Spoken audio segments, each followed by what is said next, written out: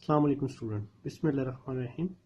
Student, आज हम reduction of order के बारे में पढ़ेंगे।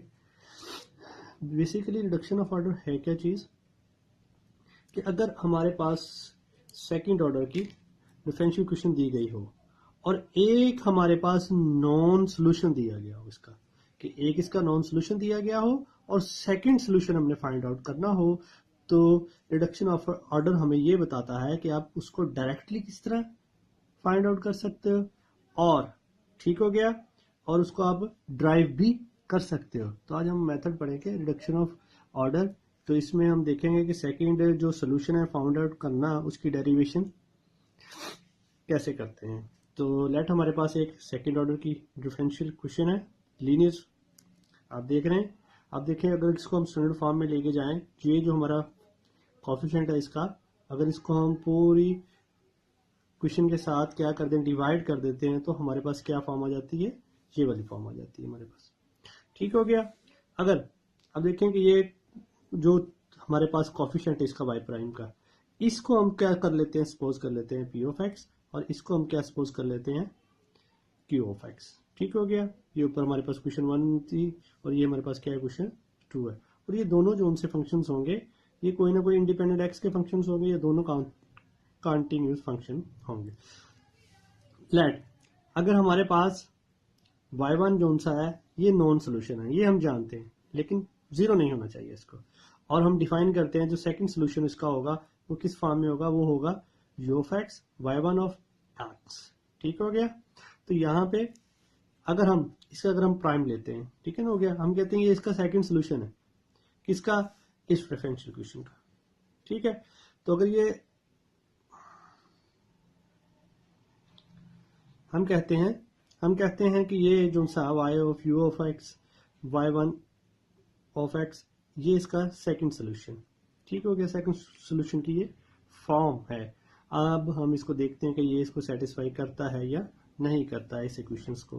तो अगर हम देखें, सेटिस्फाई करने के लिए हम क्या करते होते थे कि उस सोल्यूशन को हम उसकी जितनी उसमें ऑर्डर दिया जाता था डेरिवेटिव का, वो लेकर उसमें पुट आउट करते थे। अब देखें हम इसका फर्स्ट, इसमें फर्स्ट ऑर्डर है और सेकेंड ऑर्डर है। तो अब जब हम इसका y प्राइम लेंगे, y डबल प्राइम लेंगे, तो हमारे पास ये चीज़ आ जाएगी। ठीक हो गया।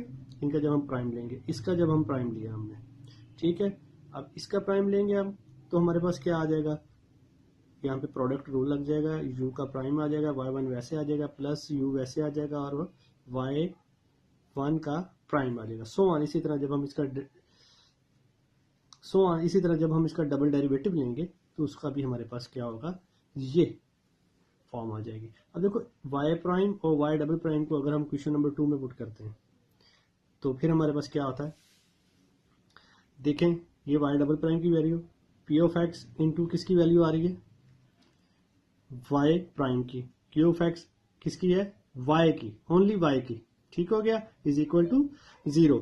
अब अगर हम इसको देखें, इसको खोल देते हैं, अंदर मल्टीप्लाई कर देते हैं, फिर सिंप्लीफाई कर देते हैं, तो हम देखते हैं कि हमारे पास एक दो स्टेप जो उनसे इसमें मैंने जरा शॉर्ट किए। ठीक हो गया। तो अब देखें कि हमारे पास नेक्स्ट सब्स्टिट्यूट करने के बाद ये वाली वैल्यूज हमारे पास आ जाती हैं कॉमनली।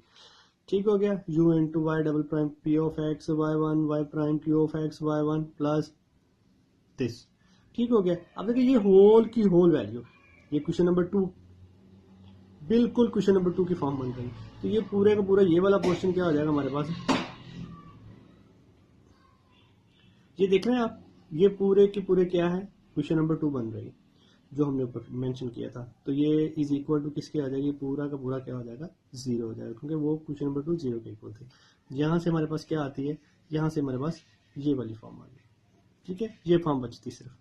अब लेट कर लें, अब हम इसमें लीनियर में चेंज करना है। रिडक्शन ऑर्डर था, तो इसमें आप याद होगा कि इसमें हम क्या करेंगे, लीनियर में चलेंगे।